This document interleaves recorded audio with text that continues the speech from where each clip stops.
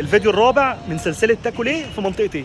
فتعالى نشوف بقى هي المنطقه والاكل هيطلع جامد ولا عادي واي كلام. يلا بينا. هبتدي باول حاجه شاورمر. لما بيجي في دماغي مصر الجديده لازم يبقى شاورمر. فتعالى نشوف بقى طلبت ايه وهوريكم ايه اللي جامد عنده. يعني كده مخلطه ورجرجه فراخ.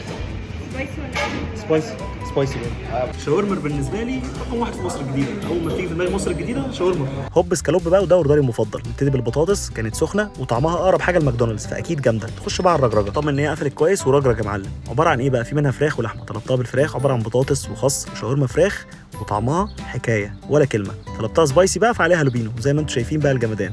الصراحه ما اكلتش زيها قبل كده، فكلها هناك وادعي لي. خش بقى على سندوتش ابو خلطه، شاورما لحمه بس مش شاورما لحمه عادي زي ما انتم شايفين. حجمه حلو، بيتحط على الجريل كده بيتاخد وش، وطعمه بقى مش طبيعي الصراحه. الفكره بقى والسر بتاعه في الصوص اللي بيحطه زي ما انتم شايفين كده بقى. اختراع، فعلا اختراع.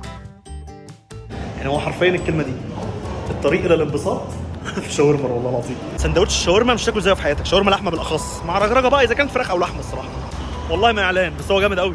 بينا بقى على تاني مطعم. ما ينفعش تبقى في مصر الجديده وما تعديش عليه. فطير وائل بقى له اكتر من 80 سنه وعلم هناك. ما ينفعش تيجي مصر الجديده وعايز تاكل غير وائل برضو. كده لازم تيجي تكون فاضي خالص، ما وراكش اي حاجه، عشان تستنى بالساعه وبنص ساعه عادي جدا. يعني الاوردر لو قال لك نص ساعه فكده انت بطل. قاعد مستني رحت فطير وائل كتير، ودي اول مره اصور هناك واكتشفت سر الجمدان. هي البيضه دي. اول حاجه بيتحط بيضه كده، وقولوا لي في الكومنتس لو في محلات بتحط نفس البيضه في الاول، عشان دي اول مره اشوفها الصراحه. وطلبت بقى الفطيره المفضله بالنسبه لي، سجق اضافه موزاريلا، وزي ما انتم شايفين جبنه كتير، ورش بقى يا معلم خضار من طماطم وفلفل وزيتون، وقفل بقى يا معلم. وهوب سكالوب بتتحط في الفرن، وزي ما انت شايف كده بتطلع بالمنظر الجامد ده. وقطع بقى يا معلم.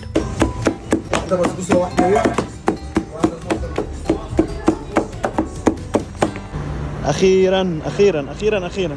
نفتح بقى ونتفرج. زي ما انتم شايفين جمدان. طبعا سخنه دي كلمه قليله، موحوحه، ففتح كده عشان تهوي شويه. ويلا بينا بسم الله. زي ما انتم شايفين مقرمشه من بره، والحشو جوه بقى مليان سجق جبنه خضار. الطعم مش طبيعي، تقريبا ملوش منافس. هو تقريبا المنافس الوحيد للقلاع في القاهره. وقلت اختم بحاجه اشربها في الجو ده. رحت على السعر العربي، واحد من اجمد الناس واشهرهم في مصر الجديده، وعنده اوبشنز كتيره. وانا طلبت بقى الراعي الرسمي ليا. جو الحر اليومين دول عايز حاجه تعمل انتعاش، فليمون بالنعناع بالنسبه لي هو دي الحاجه الوحيده اللي بتعمل لي ايه تش. فيلا بينا.